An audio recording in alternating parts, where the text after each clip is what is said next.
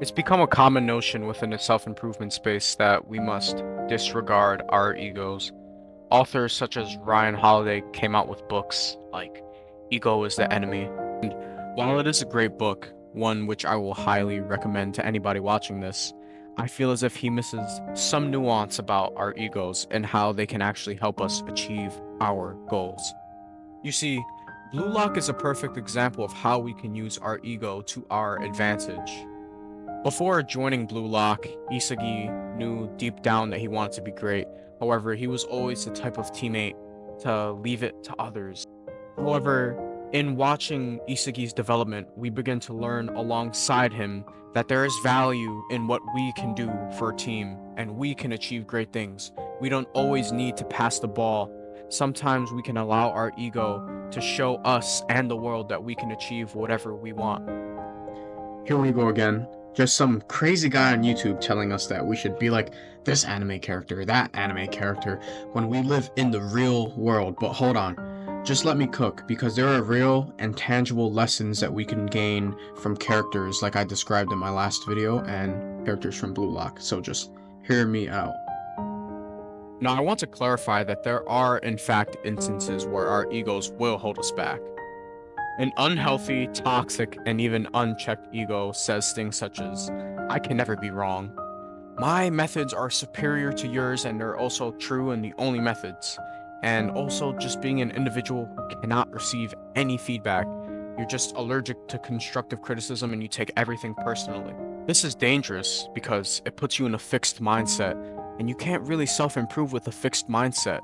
The only thing that we know for sure in this life is that we know nothing, as denoted by Socrates. Now, let's go over some things that a healthy ego might lead us to say.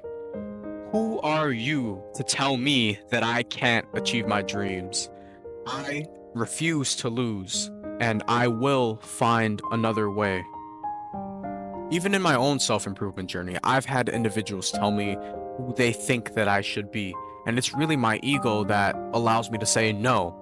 Who you believe that I should be is not who I am going to be. You know, you even look at Isagi. They wanted to make him a midfielder, and he said no. Ore wa striker. He wanted to be a striker, not a midfielder, and even though his talents at the moment may have aligned to the midfield position, he refused to sink into what others saw as a fit role for him because he wanted to choose his own destiny. In many ways, Isagi reminds me of myself, especially when I started boxing. You see, I've always had a kind and softer nature, and I found myself struggling to fit in such a rough and tough environment. Within boxing, everything's like a story. Everybody wants to be the next big boxer from the town. And me, I was always team orientated. I always focused on how the team can grow. And it wasn't until I started pouring some of that energy into myself that I really started to blossom as a combatant. And it's not to say that I put no value in teamwork or growing with the team, but now I'm able to, in a healthy way, balance energy into myself and an energy into others. So, all in all, ego is the enemy. Kind of? An unchecked ego is what we must be wary of. We must have the humility to say, hey, maybe I can reconsider. Maybe I can choose a different path.